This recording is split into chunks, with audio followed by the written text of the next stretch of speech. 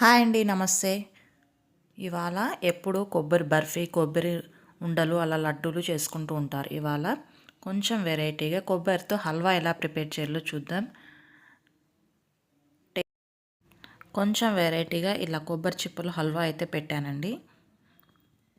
Taste కూడా చాలా అంటే చాలా బాగుంది. ఒకసారి మీరు కూడా ట్రై చేయండి. చూస్తుంటేనే నోరు ఊరిపోతుంది కదా, అలాగే ఉంటుంది రెసిపీ కూడా. లేట్ చేయకుండా ప్రాసెస్ అయితే స్టార్ట్ చేసేద్దాము. కొత్తగా నా ఛానల్ ఎవరైనా చూస్తుంటే వీడియో చూసిన తర్వాత లైక్ చేయండి, షేర్ చేయండి, ఛానల్ని అయితే సబ్స్క్రైబ్. ఇక్కడైతే కొబ్బరి చిప్ప ఒకటైతే తీసుకున్నానండి. పచ్చి కొబ్బరి, దీనికి హల్వాకి అయితే టేస్ట్ బాగుంటుంది.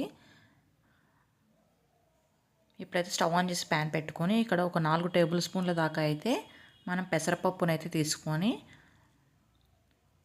బాగా వేపుకుందాము. కలర్ చేంజ్ అయ్యి మంచి అరోమా వచ్చే వరకు అయితే వేపుకుందాము. ఒక 3-4 నిమిషాలు అయితే వేగిపోతాయి. ఇలా వేగిన తర్వాత స్టవ్ ఆఫ్ చేసేసుకుందామండి. ఇప్పుడు కొబ్బరినంతా ఇలా తీసుకున్న తర్వాత చిన్న ముక్కలుగా అయితే కట్ చేసేసి పక్కన పెట్టుకుందాం ఒక ప్లేట్లో అయితే.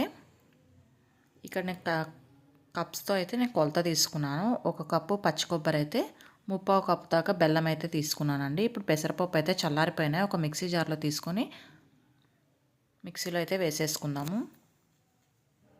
మూత పెట్టి మెత్తగా పౌడర్ లాగా బ్లెండ్ చేసేసుకుందాము. ఇది పక్కన పెట్టేసుకొని ఇప్పుడు మనం పచ్చి కొబ్బరిని ముందుగా అయితే మిక్సీ జార్లో వేసేసుకొని మూత పెట్టుకొని మెత్తగా బ్లెండ్ చేసుకుందామండి. ఒక్కొక్కటిగా వేసుకుందాం, ఎందుకంటే కొబ్బరి ముక్కలు ముక్కలుగా ఉంటుంది అన్నీ ఒకటేసారి మిక్సీ పట్టుకోవడం వల్ల. ఇప్పుడు నెక్స్ట్ అయితే మనం బెల్లం కూడా వేసేసుకుందాం. ఇలా దంచి వేసుకోండి బెల్లంని.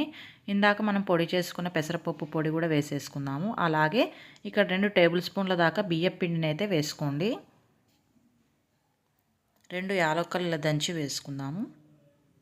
ఇప్పుడు మూత పెట్టేసుకొని అంతా ఒకసారి ఇలా మెత్తగా గ్రైండ్ చేసేసుకుందాము. ఇప్పుడు స్టవ్ ఆన్ చేసి బాణలి అయితే పెట్టేసుకుందామండి. ఇందులోకి అయితే ఒక 3 టేబుల్ స్పూన్ల దాకా నెయ్యి అయితే వేసుకోండి. బాగా మెల్ట్ అయిన తర్వాత డ్రై ఫ్రూట్స్ ఏవైనా వేసుకోండి. నేను ఇక్కడైతే బాదం పప్పు లైట్గా కలర్ చేంజ్ అయ్యే వరకు అయితే వేపేసుకుందాము. ఇందులోకి మనం ఇప్పుడు మిక్సీ పట్టుకున్న పచ్చి కొబ్బరి తురుమునంతా వేసేసుకుందాము. ఇది లో ఫ్లేమ్లోనే పెట్టి స్టవ్ని వేసుకుందామండి, ఎందుకంటే హై ఫ్లేమ్లో పెడితే మాడిపోతుంది కాబట్టి. అంతా వేసుకున్న తర్వాత ఇందులో ఉన్న తడి మొత్తం ఆరిపోయి ప్యాన్ నుండి సపరేట్ అయ్యే వరకు మనం దీన్ని ఫ్రై చేసుకుంటూనే ఉండాలి. దీంట్లో నుండి నెయ్యి కూడా రిలీజ్ అవుతుంది. అప్పుడే మన స్వీట్ అయితే హల్వా ప్రిపేర్ అయిపోతుంది. ఒక 5-10 నిమిషాలు పడుతుందండి మనకైతే ఇది ప్రిపేర్ అవ్వడానికి.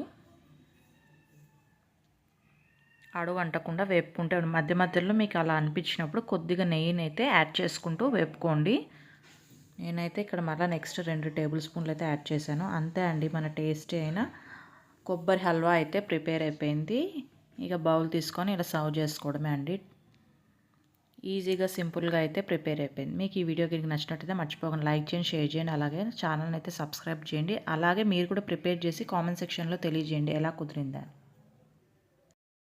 టేస్ట్ మాత్రం జ్యూసీగా చాలా బాగుంది. ఎప్పుడు కొబ్బరితో ఒకటే రకం కాకుండా ఇలా డిఫరెంట్ టైప్స్గా అయితే ట్రై చేయండి. Thank you so much for watching this video.